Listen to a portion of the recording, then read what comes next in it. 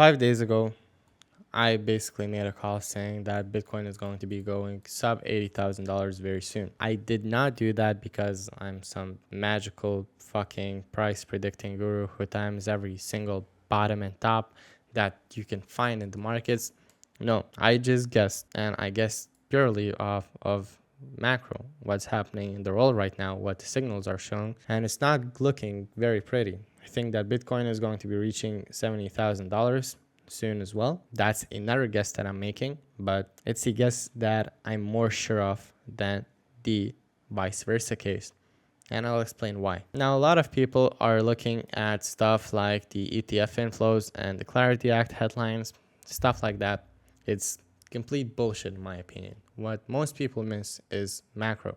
What's happening in the world? What's happening with money?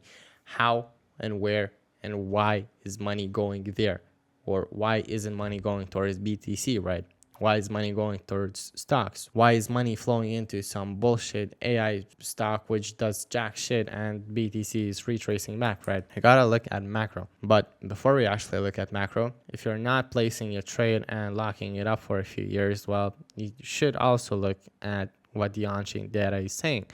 And first, let's cover that. My case for switching bearish is because we topped at $83,000 for BTC, right? We essentially have shifted structures right here. You can see that we made a higher low and we failed to make a higher high, meaning that we did not break this level right here and we broke this low instead, meaning that we are shifting structure.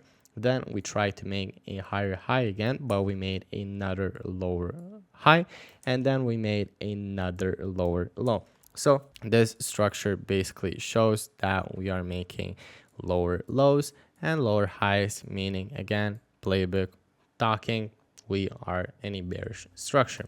So this is the first reason. Now the next case, as I just mentioned, is ETFs. We had $2.4 billion of inflows in April from ETFs, and we had every day basically flashing green, as you can see right here. On May 7th, though, we have officially switched red and broke the whole long streak of positive ETF inflows. Once I saw that, I could finally tell myself that ETF outflows, one of the biggest liquidity drivers for BTC, one of the biggest price drivers, right, have officially switched red, which is matching my current macro bias, which is my confirmed signal that we are heading down. Same happened on May 8th. Now on May 11th, we did break even almost, but again, we followed it up with more and more outflows, which is not a very good thing to see. But all of that is irrelevant if we're taking a look at the bigger picture for why BTC would be going to $70,000 macro-wise. Well, first of all, it's the inflation problem. On May 13th, the PPI data was expected to come in at 0.5%, and it came in nearly triple, jumped by 1.4% month over month, and surged inflation to 6% year over year, the biggest annual increase in more than 3 years, which is not a very good thing to see.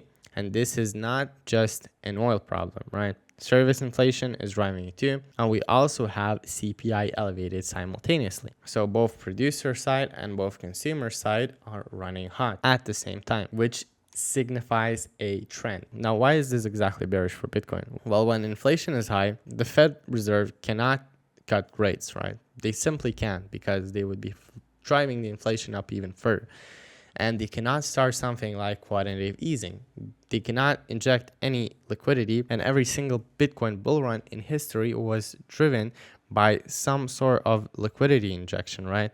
By cheap money and loose liquidity conditions. So that means if we would be seeing rate cuts in 2023 or rate hikes paused, or 2021, we saw quantitative easing, meaning that we saw billions of dollars entering the markets being printed by the Fed, right, turning on the money machine. Every single time, Bitcoin has been driven up to new all-time highs by loose liquidity conditions. And right now, the liquidity conditions are insanely tight, right? We are guessing to hike the rates, right? The odds have jumped from 17% to 33% to hike rates in 2026, which would even tighten the liquidity conditions even more. And because of that, it's very hard to find the money which would enter the Bitcoin and push the price up even more. Now, on top of that, we have a new Fed chairman, Kevin Warsh, which has built his entire reputation on being hawkish. Now, it would be very unreasonable to think that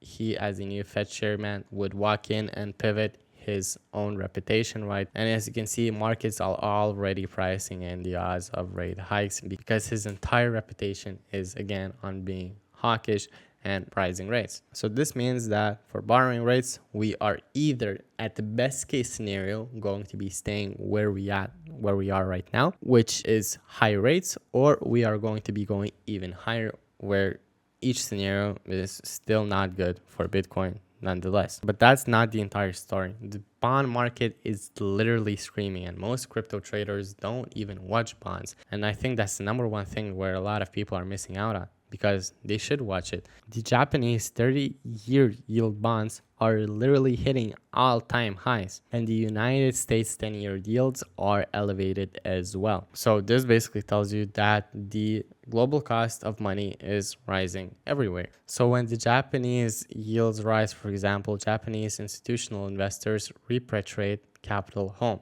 They sell global risk assets. That is a source of selling pressure on Bitcoin that has nothing to do with crypto sentiment and everything to do with bond market 10,000 miles away. And underneath all of this bullshit is the US debt problem. US is $35 trillion in debt. And when the US yields are rising, when the US bonds are rising, they have to pay even more money, which they do not have, to the investors. And because they do not have money to pay from, they go even more in debt. And because they go even more in debt, for example, $38 billion, which is going to be happening very, very soon, people lose trust in the bond markets and they want more money in return for them buying the bonds, meaning they want higher interest. And because they want higher interest, the demand shrinks, and then we have even higher rates.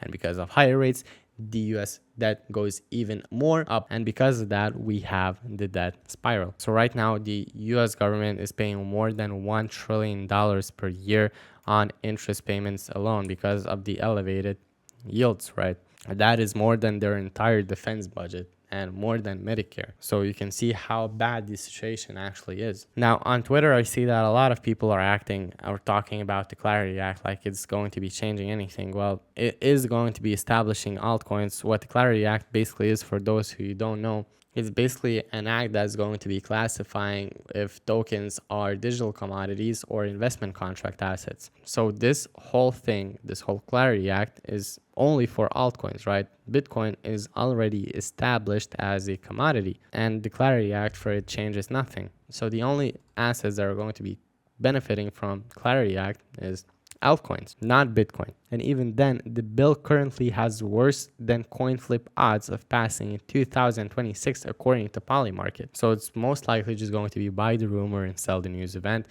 in the best case scenario, in my opinion, which of course is not going to be benefiting Bitcoin in any way. So my actual prediction on what is going to be happening macro-wise, well, I think that Warsh is going to be hiking rates symbolically one time or holding while talking tough. The economy is going to be continuing to weaken. We will see credit stress starting to emerge somewhere, whether that be commercial real estate or over-leveraged corporations that can't refinance at current rates. And that is going to be the exact break that Feds need to pivot to cut rates. Now, while this happens, Bitcoin, in my opinion, is going to be ranging through this zone right here.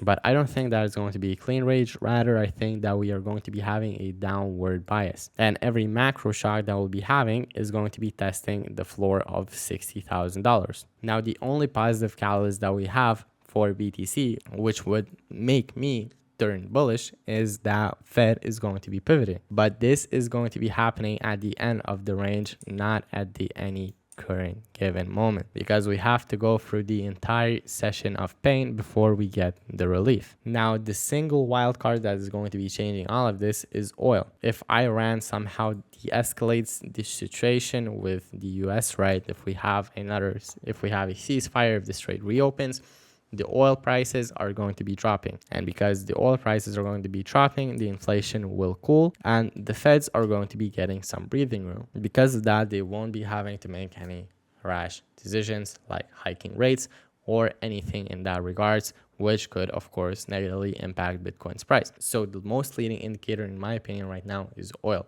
not ETF flows, not on-chain data, not RSI, whatever bullshit you're looking at. It's completely oil. If oil rises, we are completely fucked. I think Bitcoin is going to be breaking below $60,000. If we see that the Hormuz opens again, we see that the oil price is dropping, well, then we expect that Bitcoin is going to be staying positively tight, ranging in a tighter area before we have any positive catalyst showing up, which could take the price up further.